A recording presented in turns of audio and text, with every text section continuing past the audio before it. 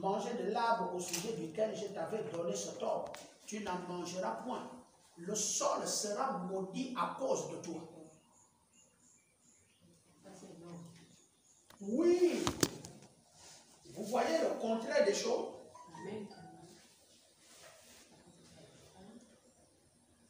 Dieu donne des conditions un peu pénibles au serpent. Des conditions un peu trop pénibles à la femme. Arrivé à l'homme, il ne lui dit rien. Il dit à l'homme, puisque tu as mangé, c'est-à-dire tu as fait des rapports sexuels que je t'avais défendu de ne jamais faire. Et donc ces rapports sexuels ici, Frère Branham me dit, c'est la cause de la destruction du monde. C'est la cause de la faillite du monde. Mais comment est-ce que Dieu a accepté que Satan vienne mettre le sexe à l'homme et à la femme et il laisse l'homme se réveiller avec ça? Vous voyez tout simplement, lorsque vous méditez, vous trouvez que Dieu a toujours pris l'homme. En fait, c'est comme quelqu'un qui veut tester ses puissances sur l'homme. Sur l'homme. Parce que c'est lui qui a appelé le serpent, oint déjà par le diable. Viens, on va créer et viens mettre ta partie. Il prend le sexe, il met à la femme, il prend le sexe, il met à l'homme. Et puis d'un coup, le sexe a été utilisé. Frère Branham me dit, le serpent a montré à la femme, et la femme, puisqu'elle avait déjà pris cette histoire, est allée montrer au mari.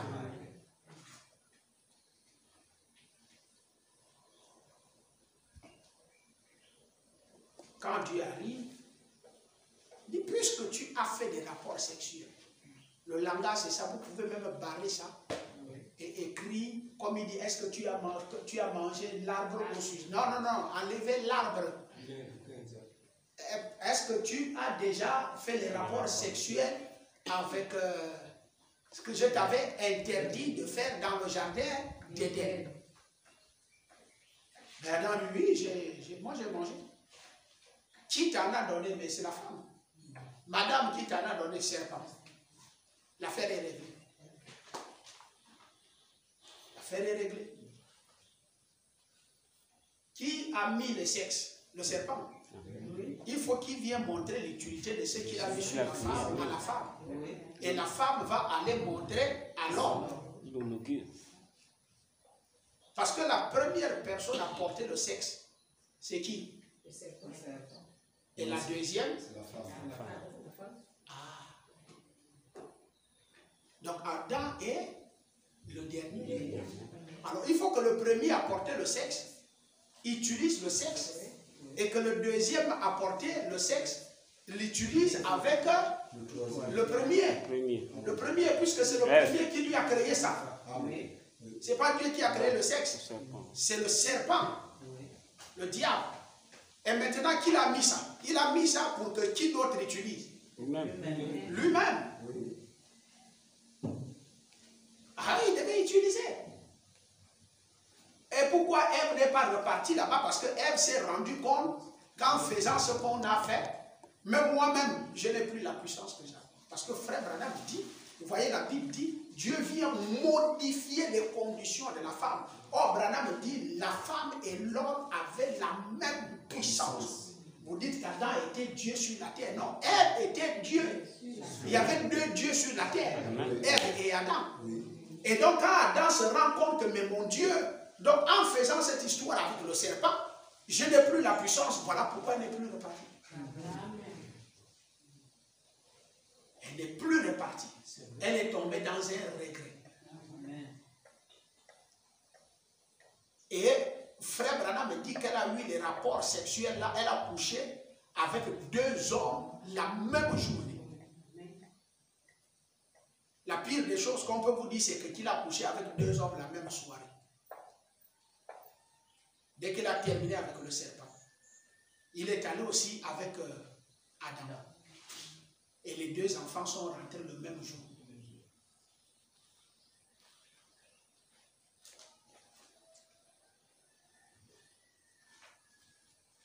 Dieu dit, le sol là va être maudit à cause de toi. Qu'est-ce que le sol a fait?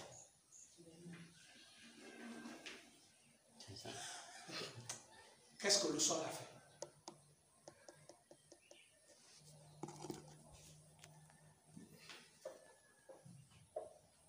Le sol sera maudit à cause de toi. Donc le sol que nous voyons ici aujourd'hui est maudit. Le sol que vous voyez là aujourd'hui est maudit depuis le jardin d'Éden. Il n'y a même pas une place encore dans la Bible où Dieu a béni ce sol.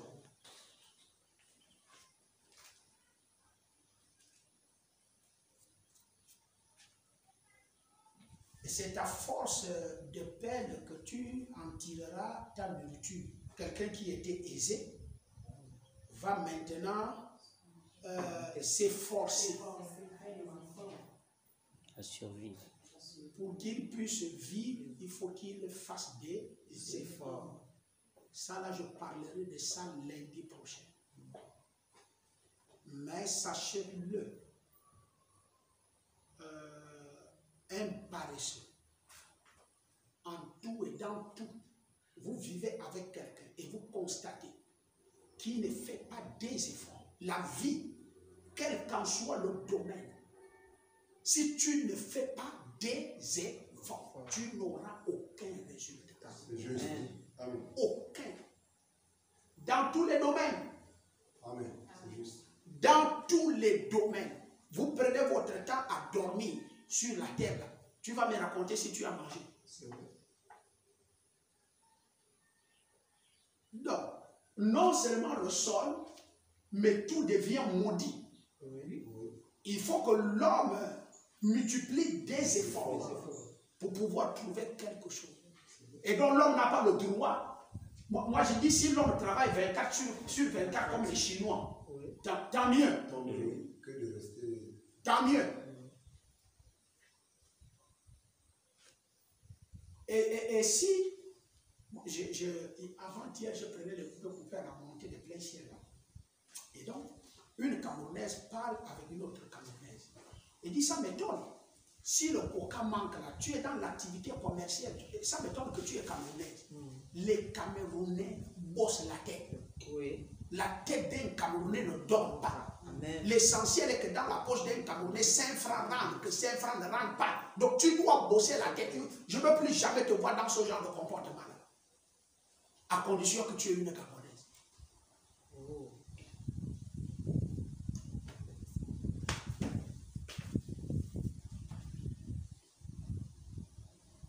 Et ce qui a caractérisé le Gabonais, c'est le sommeil. Oui. Amen. C'est penser que tout est facile. Oui. Alors que avec Dieu, si l'homme, je vous assure, le fait, vous pouvez avoir des milliards et des millions tant que vous les et cherchez au moins à fournir un effort physique dans ce que vous êtes en train de faire. Surpassez-vous. Surpassez-vous. On parlera de ça lundi prochain. Et donc ici, mettre inimitié, le mot donc inimitié a la même racine qu'ennemi. Et le mot grec utilisé dans ce verset par le Seigneur, par le temps X, V, L, Y, je ne sais pas où c'est de qui, ça c'est le chiffre latin, a emprunté au terme fréquemment employé pour ennemi dans le Nouveau Testament. Notre Seigneur désignait expressément Satan comme l'ennemi. Quand Jésus arrive, n'était-il pas lui dans le jardin d'Éden? C'est le même Jésus du Nouveau Testament qui était le Dieu de l'Ancien Testament. C'est Jésus qui était dans le jardin d'Éden. Et donc, tout de suite, nous voyons qu'il désigne Satan depuis la première alliance. Amen. Quand Satan s'incarne dans le serpent, il le désigne comme ennemi. Amen. Et quand il finit de parler avec la femme, les premiers mots, il dit, je vais faire en sorte que toi et la femme et le serpent, vous soyez des ennemis. Cette femme dont il est en train de mettre assez de charges, est-ce que vous savez qu'il typifie l'Église? Oui. Amen. Les douleurs de l'enfantement. Savez-vous que Paul a parlé de ça dans le Nouveau Testament des Éphésiens? Amen. Que l'Église accouchera dans les douleurs de l'enfantement.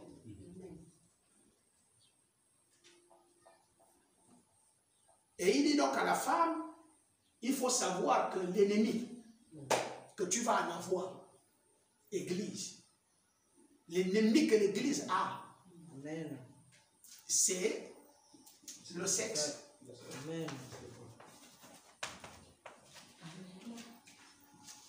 Dieu le désigne comme son ennemi. Mais maintenant, moi, quand je reviens en arrière, as-tu appelé Satan pourquoi? Pour venir créer ton ennemi.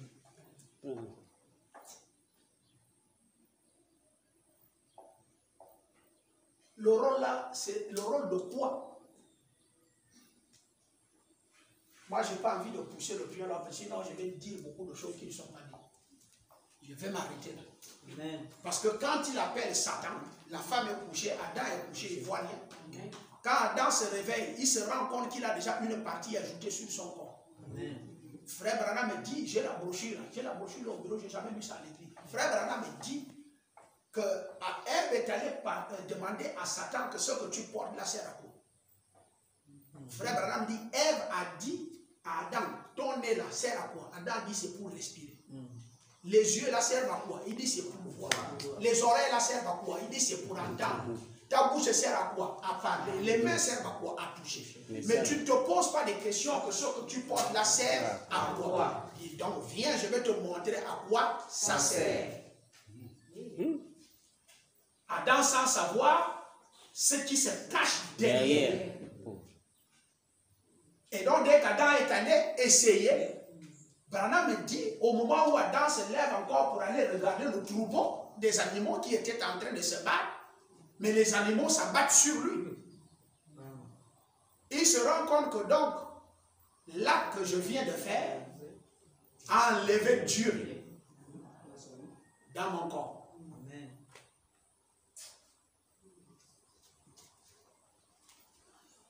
Ce type est l'ennemi de Dieu. Quand vous voyez Branham le désigner, d'une part, comme l'ennemi qui tue les hommes de Dieu, ce n'est pas en vain. Amen. Il a réfléchi, il a fait des recherches et il a balancé ça comme ça. Mais ce qui vient nous sauver un tout petit peu, je vous assure, c'est que Dieu vient signer une sorte d'alliance. Je ne fais que le répéter. Les gens qui maîtrisent un tout petit peu, sans trop commettre des dégâts irréparables avec ça, c'est les branhamistes. Ah. Amen. Je le crois. Voilà l'ennemi de Dieu que chacun porte.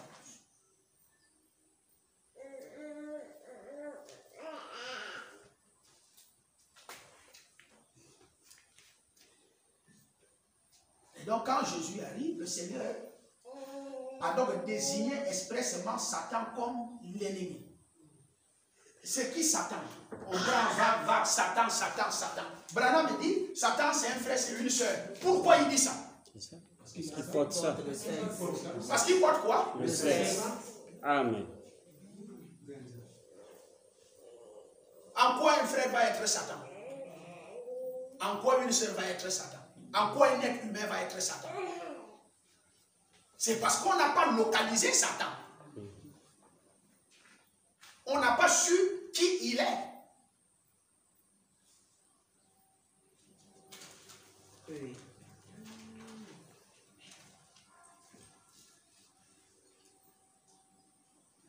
Donc Jésus le désigne comme son ennemi.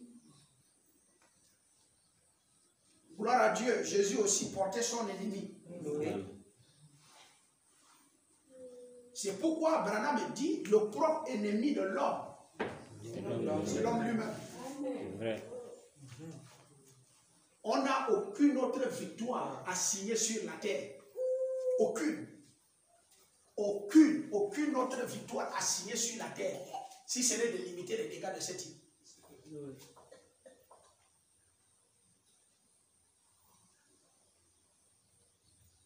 Les dégâts de ce type.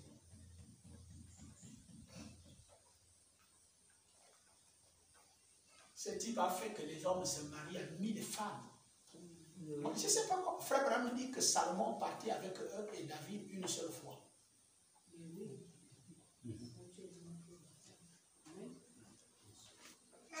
David te connaît une seule fois. Il faut quand?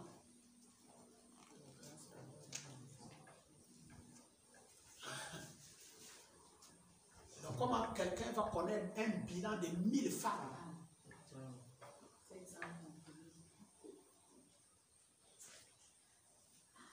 Alors, les 1000 femmes, qu'est-ce qu'il faisait? Il te connaît une fois. Tu ne vas plus jamais voir le torse nu de David. Si c'est dans un quartier, il vous met dans un quartier. C'est les autres hommes qui vont vous gérer. Vous ne verrez même pas David là-bas. Mais on dit, voilà les femmes de David. Bon, voilà 1000. Après, il cherche encore ce que le Gabonais appelle le deuxième bureau. 700 à lui seul. Bon, je me demande comment est-ce qu'il était viril. C'est David-là. Imaginez quelqu'un qui fait des choses comme ça. Quel est le nombre d'enfants? On a un type comme ça dans ce pays à Séné. Suivi de son neveu qui est mort à Libongo.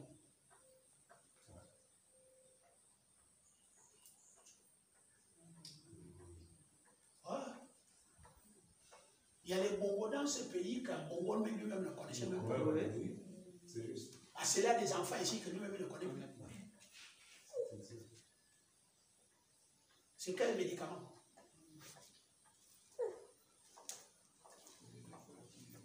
Notons que quand le Seigneur, depuis le jardin d'Éden, il le désigne comme ennemi. Et il dit à l'église, si jamais vous n'avez jamais vu votre ennemi, le serpent, le sexe mettant à côté serpent, égale diable.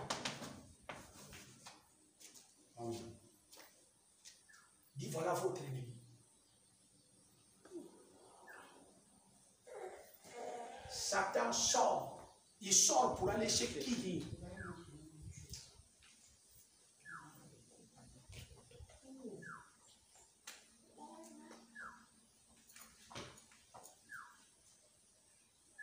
Voilà notre ennemi.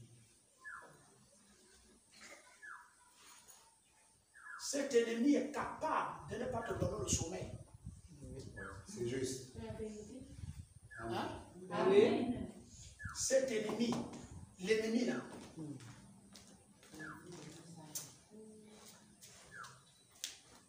comme le dit ma soeur, lui ne combat pas autre chose, hein, il combat Dieu. Je vous dis, comme vous êtes là, vous écoutez Dieu, non? Oui. Dieu rentre dedans de vous. Amen. Dès que vous allez sortir là, alors le type là va te dire, toi, il faut que tu prennes soit ta femme, soit qui que ce soit, le Dieu que tu as écouté là. Allez au revoir. C'est ça notre vie. Amen, papa. Il part, il vient, il part, il vient. On cherche quelle puissance? On va avoir quelle puissance?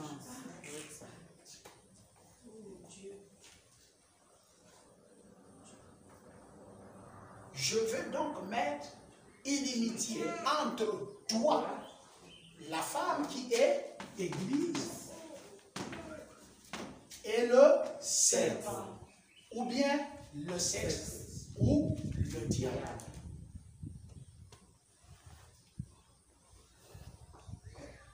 C'est pourquoi la dernière fois on s'est dit, quand les deux là se voient, la femme et le serpent, quand ils se voient, Ils ne sont jamais amis. Et vous, vous appelez ça amour. Non, il n'y a pas d'amour dedans. C'est Dieu qui est amour. Amen. C'est exact. Il n'y a pas l'amour entre celui-là et la femme et l'homme. C'est ça. C'est ce qui fait que dès que les yeux voient comme ça, les yeux transmettent au serpent. Le serpent s'énerve. La même manière qu'il s'énerve chez toi, il s'énerve aussi chez la femme. Amen. Parce que ce n'est pas l'homme seul qui s'énerve. Amen. La femme aussi s'énerve. Amen. C'est exact. Quand les deux là vont s'affronter, c'est les dégâts. C'est des ennemis. Maintenant, ramenons ça à l'église. Ramenons ça à l'église. C'est à cause de ça qu'il fait des dégâts à l'église. Il n'y a rien qui détruit les églises. C'est le type. Oui. C'est le type.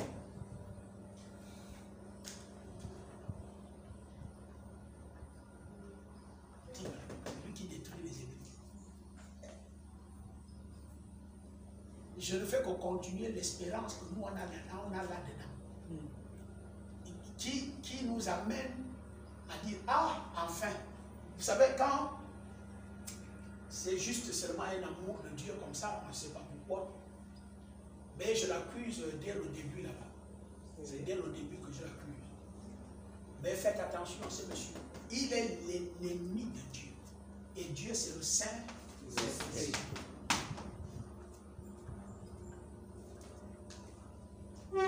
S'il y a quelques anciens qui veulent lire le livre là, ils vont parler.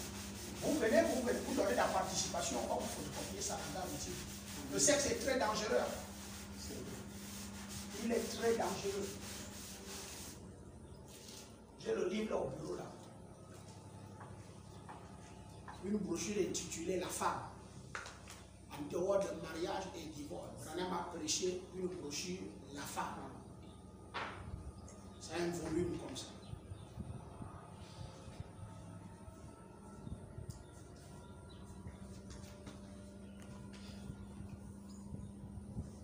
Et donc on a déjà notre ennemi. Le Seigneur désignait expressément Satan comme l'ennemi.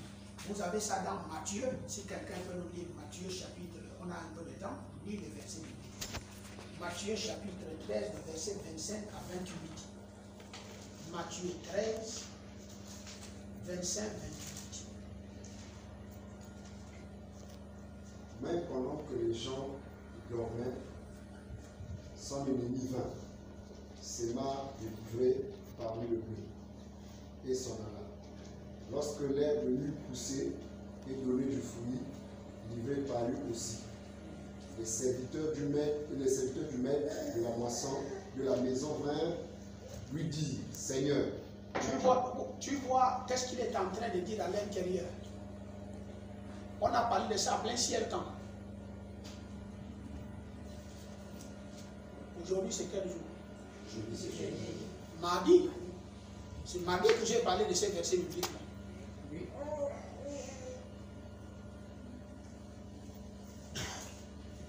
Tu vois pas comment le Seigneur démontre la manière dont Satan vient s'aimer dans son champ. oui.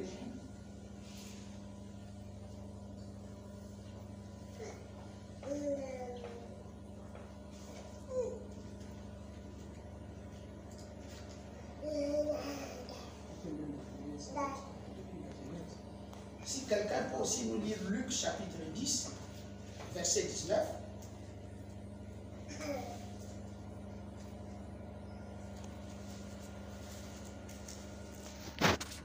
Voici, je vous ai donné le pouvoir de marcher sur les serpents. Ah, tu peux t'arrêter.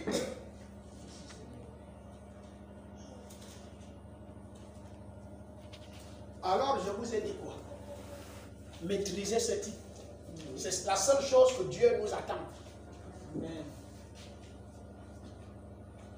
S'il arrive à te faire tomber 4 fois, toi, il faut avoir au moins 6 victoires sur lui. Exact. Amen.